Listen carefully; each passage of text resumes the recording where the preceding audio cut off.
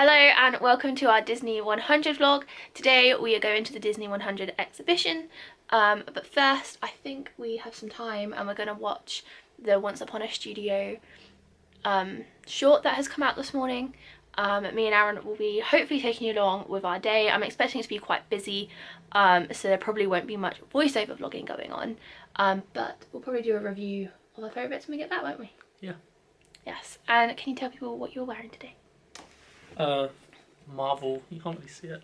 Marvel hoodie. Yes, so you've gone for the Marvel look, and I'm all decked out in my 25th anniversary Walt Disney World sweatshirt. I actually have a Disney World 50th t-shirt on underneath because it is freezing today. It's like currently 4 degrees, which we are not prepared for. And I of course will be wearing my ears and a Loungefly, but I will show you those later. We also need to eat breakfast and I need to do my makeup, so we're only half ready, but I thought I would get the day started. So Once Upon a Studio was absolutely magical and I'm really glad I watched it before I did my makeup because I did have a few tears. Yeah, it was really good. I don't want to spoil it in case no one has watched it yet, but it was amazing. So I thought I would just do a quick little outfit of the day. I'm going to start with my makeup first and then pass you over to Aaron for my whole outfit. But I have done some purple eyeshadow to kind of stick with the Disney 100 themes, and then I have chose my classic mini ears. So my top for the day is my Walt Disney World 25th anniversary top, and then I've just paired it with some black jeans. And the Loungefly that I'm taking is my Disney 100, the Finale Collection Loungefly, and it does light up. I would put it on, but it's too bright in this room for you to see. And then on the back it says Disney 100 Years of Wonder. So this is the fit, kind of going with a dark colour theme, just because I've seen inside the exhibition it's quite dark, but sticking kind of with the silver and the purple.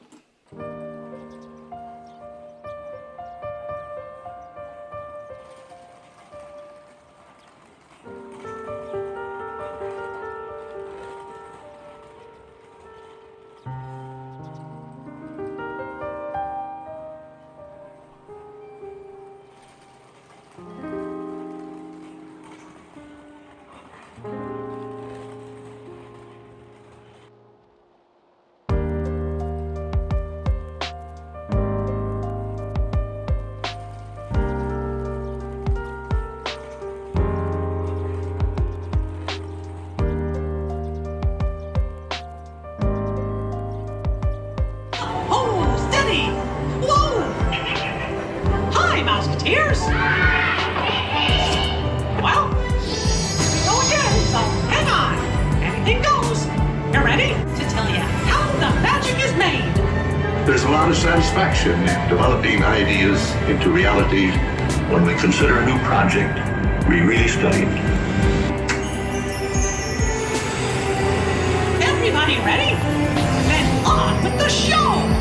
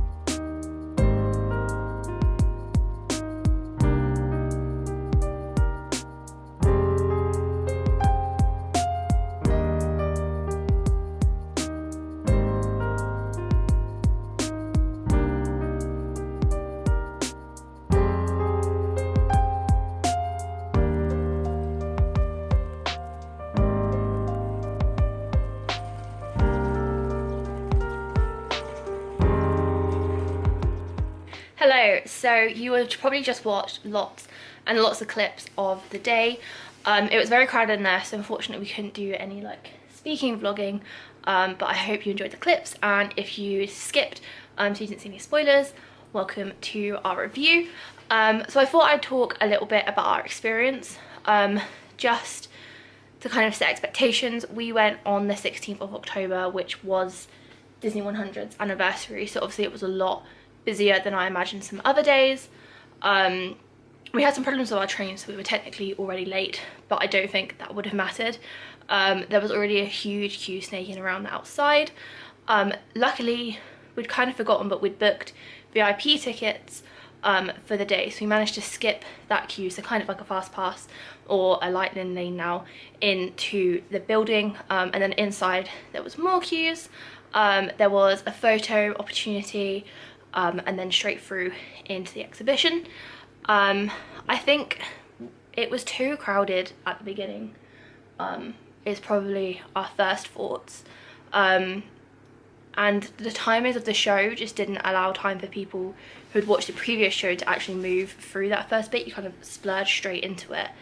And with some people just wanting to get round as quickly as possible, it felt quite pushy and quite Chevy, and maybe for the first two rooms, yeah, it felt like that, which wasn't great, and that isn't really down to people, that's more down to the organisation, the space and the timings, and maybe just managing that space better a bit. But I get there's such a big queue, they just want to push people in, but everything that we saw was great. Do you want to share your favourite bit? Star Wars stuff probably. It was pretty cool. We have pizzas in the oven that are just trying to escape the oven. Yeah.